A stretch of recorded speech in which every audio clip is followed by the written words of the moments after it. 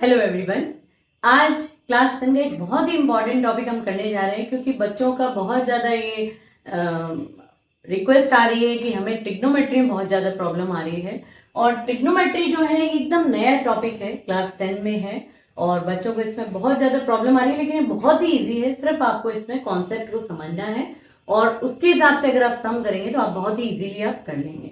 अब ट्रिग्नोमेट्री क्या है? ट्रिग्नोमेट्री में जैसे कोई भी ट्राइंगल जो हो उसके 3 साइड के बारे में हम इसमें पढ़ते हैं। 3 साइड के जो मेजरमेंट है उससे रिलेटेड ये क्वेश्चन इसमें क्वेश्चन होते हैं और उनके रेशियो के बारे में इसमें क्वेश्चन होते हैं। तो ट्रिग्नोमेट्री जो है इसमें हमेशा जो ट्राइंगल बनता है वो होता है राइट एंगल ट्राइंगल और क्वेश्चन जो हमारे होते हैं वो होते हैं एक्यूट एंगल ट्राइंगल से। तो जैसे ये एक राइट एंगल ट्राइंगल है, राइट एंगल ट्राइंगल हम जानते हैं एक एंगल जो है वो हमेशा क्या होता है 90 डिग्री का। तो मान लीजिए एबीसी एक ट्राइंगल है जिसमें बी पे 90 डिग्री का एंगल है। तो हमेशा क्या होता है इसमें आपको 2 साइड दी रहती है, आपको तीसरी साइड निकालनी पड़ती है। पहले ये तीनों साइड हमें पता चलता है, उसके बाद हम इसके जो रेशियो है उस पर काम करते हैं। तो सबसे पहले तो आपको ये 3 साइड निकालने आने चाहिए। हमने क्लास 7 में भी ये पढ़ा था पाइथागोरियन ट्रिपलेट। पाइथागोरियन ट्रिपलेट क्या होता है? उसमें 3 नंबर्स होते हैं, जैसे आप सोच लीजिए 5, 12 एंड 13। ये है पाइथागोरियन ट्रिपलेट। इसमें क्या होता है 5 का स्क्वायर 12 का स्क्वायर जो होगा, इनका जो सम होगा वो 13 के स्क्वायर के बराबर होगा और ये हमेशा सिर्फ राइट एंगल ट्राइंगल में ही होता है। तो राइट एंगल ट्राइंगल में हमें 2 साइड जैसे पता रहे, मान लीजिए ये है आपका 5 और ये है आपका 12 और आपको ये थर्ड साइड निकालना है। तो ये कैसे निकाला जाता है? सबसे पहले हमें ये आना जरूरी है, तभी हम ट्रिग्नोमेट्री के क्वेश्चन कर सकते हैं। तो अभी कैसे निकलता है इसके लिए सबसे पहले हमें कॉन्सेप्ट समझना पड़ेगा कि राइट एंगल ट्राइंगल में कौन क्या होता है। जैसे ये एंगल बना हुआ है बी, ये यहां बना हुआ है, इसको कहा जाएगा बेस। और ये जो खड़ी हुई लाइन है, ये एंगल बी के साथ जो सीधी लाइन है, इसको कहा जाता है ऑल्टीट्यूड या इसे हम हाइट भी कहते हैं। दोनों वर्ड इसके लिए यूज होते हैं, ऑल्टीट्यूड या हाइट। और ये जो टेढ़ी लाइन होती है ये हमेशा होती है हाइपोटेन्यूज। ये 3 साइड होते हैं ट्राइंगल के और राइट एंगल ट्राइंगल में ये जो 3 साइड होते हैं इनमें इन दोनों साइड के स्क्वायर का सम थर्ड साइड के बराबर होता है। यही पाइथागोरस लॉ है। तो बाय पाइथागोरस लॉ क्या होता है? बाय पाइथागोरस लॉ, पाइथागोरस का लॉ है बेस का स्क्वायर प्लस ऑल्टीट्यूड का स्क्वायर इक्वल टू हाइपोटेन्यूज का स्क्वायर। इस पाइथागोरस लॉ को हमेशा हम फॉलो करके इसके जो भी साइड है वो हम निकालेंगे। तो जो भी साइड आपके लिए अननोन है वो आप इससे निकाल सकते हैं। तो कैसे निकाला जाएगा? मैंने आपको जैसे कहा कि इसमें ए बी हमने मान लिया है 5, बी सी है 12 और थर्ड साइड यानी कि AC हमें निकालना है। तो अभी कैसे निकलेगा? तो इस ट्राइंगल के हिसाब से हमारा बेस क्या हो रहा है BC। BC कितना है 12, तो आप बेस की जगह लिख दीजिए 12 का स्क्वायर। या इससे अच्छा है पहले आप इसमें इसका नाम लिखिए। बेस हमारा कौन है? BC, तो आप लिखिए BC का स्क्वायर। ऑल्टीट्यूड कौन है? AB, तो हम लिखेंगे AB का स्क्वायर। और हाइपोटेन्यूज कौन है? AC, यानी कि AC का स्क्वायर। अब इनकी जो वैल्यूज हमें पता है वो हम लिखेंगे। जैसे BC की वैल्यू थी 5, सॉरी BC की वैल्यू है 12, AB की वैल्यू है 5 और AC हमें नहीं पता है, वो हमें निकालना है, तो उसे हम ऐसे ही छोड़ देंगे। अब 12 का स्क्वायर क्या होता है? 12 का स्क्वायर मतलब 12 को 12 से मल्टीप्लाई करना, not 12 into 2, this is 12 into 12। 12 के स्क्वायर का मतलब है 12 इंटू 12। 12 इंटू 12 जब करते हैं तो आता है 144, तो हम यहाँ लिखेंगे 144।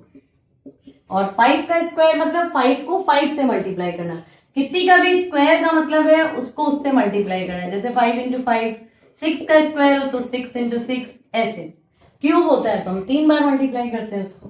तो 5 का स्क्वायर आएगा 25 और यहाँ AC स्क्वायर। अब 144 और 25 को जोड़ेंगे तो हमारा क्या आएगा? 169। This is AC square. क्योंकि हमें AC चाहिए और हमारा आंसर अभी तक AC स्क्वायर आया है, तो AC स्क्वायर है हमारा 169। हमें निकालना है AC। तो जब भी स्क्वायर से आपको सिंगल निकालना हो, जैसे AC 2 बार है, AC स्क्वायर का मतलब 2 बार AC, अगर एक बार AC आपको निकालना है तो जो इस साइड है इसके ऊपर हम कर देंगे रूट, यानी 169 का रूट। और 169 जो है वो 13 को 13 से मल्टीप्लाई करके आता है 169। तो AC इक्वल टू 13 मल्टीप्लाई 13, तो 2 में एक बाहर आता है, स्क्वायर रूट में हमने सीखा है। तो 2 13 जब यहाँ लिखे उसमें से एक 13 बाहर आ जाएगा, तो हमारा AC क्या आ जाएगा 13। तो इस तरीके से हम थर्ड साइड इसमें निकाल लेंगे। अब मान लीजिए कि आपको थर्ड ये वाली साइड दी होती है और कोई और साइड निकालनी होती, जैसे हम क्वेश्चन में थोड़ा सा चेंज कर दें, ये जैसे है AB की जगह मैं लिख दूं क्वेश्चन मार्क, यानी AB हमें निकालना है, ये हमें नहीं पता है।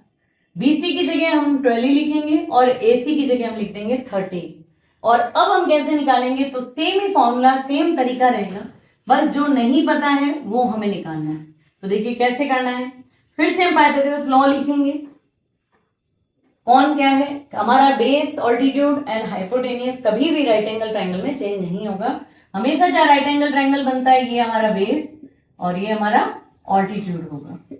तो अभी बेस हमारा कौन है, BC ये है, और BC हमें पता है 12 यहाँ दे रखा है, तो 12 का स्क्वायर। AB है ऑल्टीट्यूड, AB इस बार निकालना है, तो AB की जगह हम AB ही लिखेंगे। और AC दे रखा है 13, ये 13 दे रखा है, तो हम AC की जगह क्या लिखेंगे 13 का स्क्वायर। अब 12 का स्क्वायर हुआ 144, AB का स्क्वायर AB स्क्वायर ही रहेगा, 13 का स्क्वायर आ जाएगा 169। तो अब जब हमें AB स्क्वायर निकालना है तो इसके साथ ही 144 है, इसकी जगह हम चेंज करेंगे, इसको उस साइड भेजेंगे। तो हम जानते हैं कि जो इस तरफ होता है और उसे हमें दूसरे साइड भेजना होता है, तो उसका हम साइन चेंज कर देते हैं, यानी कि AB स्क्वायर जब होगा तो 169 तो अपनी जगह पे है, इसका साइन चेंज नहीं होगा। 144 यहाँ पे है जो प्लस है, क्योंकि इसके आगे कोई साइन नहीं है तो ये प्लस है, ये वहां जाके क्या हो जाएगा माइनस। तो 169 में से जब 144 जाता है तो 9 में से 4 गया 5 और 6 में से 4 गया 2 और 1 में से 1 गया कुछ नहीं, यानी AB स्क्वायर हमारा कितना आया 25। अब इस बार फिर जब हमें AB निकालना है तो मैंने आपको बताया था कि हमें इधर रूट करना होता है, यानी 25 के ऊपर रूट। तो 25 कैसे आता है, 2 बार 5 को मल्टीप्लाई करके आता है 25, तो 2 5 से एक 5 आ जाएगा बाहर और ये हमारा हो गया आंसर, यानी 5 सेंटीमीटर, या जो भी नहीं है तो 5 यूनिट आप लिख दीजिए, ये हो गया इसका AB साइड। तो इस तरीके से कोई भी साइड आपको नहीं पता है, जैसे आपको BC नहीं पता हो, ये दोनों पता हो, तो भी आप ऐसे निकाल सकते हैं। तो तीनों साइड जो निकालने का तरीका मैंने आपको बता दिया, बहुत इजीली निकल जाता है। और हमारे ट्रिग्नोमेट्री में ये राइट एंगल ट्राइंगल ही काम में आता है, तो इसलिए हमें निकालना आना चाहिए। तो आप इसको थोड़ा प्रैक्टिस कीजिएगा इस तरीके के क्वेश्चन से, तो बहुत ही इजीली आपको निकालना आ जाएगा। तो फर्स्ट तो मैंने आपको ये बता दिया। अब इसके बाद हम समझेंगे ट्रिग्नोमेट्रिकल रेशियो क्या है। ट्रिग्नोमेट्रिकल रेशियो जो है, हम कई बार नाम सुनते हैं साइन, कॉस, टेन और फिर कॉसेक, सेक एंड कॉट। अब ये क्या है, ये 6 है जो मेन ट्रिग्नोमेट्रिकल रेशियो है। तो साइन जो होता है, वैसे देखिए इनका फुल फॉर्म अलग है, साइन का पूरा नाम SINE लिखा रहता है, लेकिन ये इनके शॉर्ट नेम है और इसी को हम यूज करते हैं। लेकिन आपको एक बार फुल जो नेम है वो भी पता होना चाहिए, ताकि क्या हो कि कभी आपको कोई MCQs या फिलअप में इनका पूरा नाम आ जाए तो आप कंफ्यूज नहीं हो कि ये किसके लिए दिया है। बाकी नॉर्मली ये 6 नाम ही हैं जो हमें याद रखने, और क्वेश्चन में यही नाम आते हैं। तो साइन जो है, इसका पूरा नाम यदि हम देखेंगे तो इसका पूरा नाम होता है SINE, साइन, ठीक है। और कॉस का होता है कोसाइन, टेन का होता है टेंजेंट,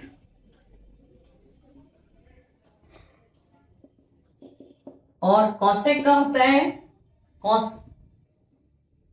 कॉसेकेंट, सेक का होता है सेकेंड, एंड कॉट का होता है कॉन्टेंजेंट और टेंजेंट। इस तरीके से ये इनके फुल नेम है। हालांकि इनका काम हमको जल्दी से नहीं पड़ता है, लेकिन ये नाम हमें पता होना चाहिए, क्योंकि कभी भी अगर ये फुल नेम आ जाए तो हमें एमसीक्यू या फिलअप में इस तरीके के ट्रू फॉल्स आते हैं, उसमें कॉस्केंट ऐसे वर्ड लिखे रहते हैं, तो हम कंफ्यूज नहीं हो, इसलिए हमें फुल फॉर्म पता होना चाहिए। तो साइन का SINE साइन है। अच्छा, अब इनके रेशियो कैसे होते हैं? तो देखिए हमारे जो रेशियो इनके होते हैं ये इन्हीं से बनते हैं। एक परपेंडिकुलर यानी कि हाइपोटेनियस, परपेंडिकुलर यानी कि जो हाइट है इसको लेना है, एक बेस होता है और एक होता है हाइपोटेनियस। इन तीन से ये जो 6 रेशियो इनके रेशियो निकलते हैं। तो देखिए कैसे बनते हैं। जैसे साइन का होता है परपेंडिकुलर बाय हाइपोटेनियस यानी कि P/H। कोसाइन या कॉस का होता है B/H। B ऊपर यानी बेस ऊपर और हाइपोटेनियस नीचे। और टेन का क्या होता है? P ऊपर आता है और B आ जाता है नीचे। तो देखिए 3 अगर हम याद करें तो ये 3 भी हम लिख लेंगे बहुत आसानी से, और इनको लर्न करना भी बहुत आसान है। मैं आपको तरीका बताती हूँ। साइन में और कॉस में दोनों में नीचे H है, साइन में ऊपर P आता है, कॉस में ऊपर क्या आ जाता है? B, क्योंकि H के बाद P और B ही बचते हैं। साइन में P आ गया, कॉस में क्या आ गया? B। और जब 10 लिखते हैं तो P को हम ऊपर लिखते हैं और B को हम नीचे लिखते हैं। 10 में H नहीं आता है, तो P/B। अब अगर हमने इसको याद कर लिया तो हमारे लिए ये याद करना बहुत आसान है, क्योंकि ये सारे इनके रेसिप्रोकल होते हैं। साइन का रेसिप्रोकल होता है कॉसेक। देखिए ये S वाला है और ये है C वाला, ये एक दूसरे के रेसिप्रोकल होते हैं। वैसे यहाँ C वाला है और इसका रेसिप्रोकल कौन है? सेक। ये इसका रेसिप्रोकल है, ये भी C वाला है, ये S वाला है। और 10 का कौन है? कॉट। ये रेसिप्रोकल है। तो रेसिप्रोकल हमें करना भी है। जैसे साइन का था P/H, तो कॉस का क्या, कॉसेक का क्या हो जाएगा? H/P। उल्टा कर दीजिए, P को हम नीचे कर देंगे, H को हम ऊपर कर देंगे। कॉस का है सेक, तो कॉस हमारा क्या था? B/H, तो यहाँ क्या हो जाएगा? H/B। अच्छा, 10 का है P/B, तो कॉट का क्या हो जाएगा? B/P। तो देखिए बहुत ही आसानी से हम अगर ये याद रख लेते हैं तो ये भी हम लिख सकते हैं, और फिर जब आप सम करते रहेंगे तो ये आपको अच्छे तरीके से रट जाएंगे। तो इन रेशियोज को हमें लर्न करना बहुत जरूरी है, और इन रेशियोज को लर्न करने के लिए एक तरीका ये भी बताया जाता है, पंडित बद्री प्रसाद हर हर बोले। इससे भी बच्चे याद रखते हैं। जैसे पंडित बद्री प्रसाद P और ये H, ये पहला किसका हो गया? साइन का। B और H ये दूसरा किसका है? कॉस का। और P/B ये किसका हो गया? आपका 10 का। ठीक है, मैं आपको यहां बताती हूं थोड़ा सा और क्लियर इसको। पंडित बद्री प्रसाद हर हर बोले। ये P और H हो गया आपका साइन का, B और H हो गया आपका कॉस का, और P/B आपका हो गया 10 का। और नीचे अगर हम कर दें मतलब H/P, तो ये किसका हो जाएगा? साइन का उल्टा क्या था हमारा? साइन का उल्टा था कॉसेक, तो ये किसका है? कॉसेक। H/B किसका है? सेक का। और ये किसका होगा? B/P हो जाएगा हमारा कॉट का। तो देखिए बहुत ही आसानी से इसे रटा जा सकता है, और ये खास रेशियोज है जो हम यूज करते हैं बार बार। इसके अलावा कुछ छोटी मोटी चीजें और भी हैं, जैसे कि देखिए वो भी हमें पता होना चाहिए, तो हम कोई भी क्वेश्चन करते हैं तो बहुत आसानी से कर लेते हैं। जैसे देखिए 10 जो है, 10 equal to sine by cos होता है, साइन उसके नीचे कॉस, और कॉट इक्वल टू कॉस के नीचे साइन आ जाता है। और 10 और कॉट भी एक दूसरे के रेसिप्रोकल होते हैं। इसमें देखिए कॉट जो है वो इसका रेसिप्रोकल कर दो कॉस बाय साइन, और ये है साइन बाय कॉस। और ये जो रेसिप्रोकल होते हैं इसको हम कैसे लिख सकते हैं? जैसे साइन का रेसिप्रोकल कौन है? कॉसेक, तो हम इस तरीके से इसको लिख सकते हैं, sine equal to 1 by cosec, या cosec equal to 1 by sine. जो रेसिप्रोकल होते हैं उनके लिए हम इस तरीके से लिखते हैं। जैसे कॉस किसका रेसिप्रोकल है? सेक का, तो cos equal to 1 by sec, और sec equal to 1 by cos. तो बहुत ही आसानी से हम इनके रेसिप्रोकल आ जाते हैं, और इस तरीके से हम लिखेंगे और इनको बहुत ही आसानी से लर्न किया जा सकता है। तो आई होप कि आपको आज की क्लास में बहुत कुछ समझ में आया होगा, और इनसे रिलेटेड क्वेश्चन करते हैं हम अगली क्लास में। मिलते हैं। वीडियो अच्छा लगे तो लाइक, सब्सक्राइब एंड शेयर जरूर करें। Thank you.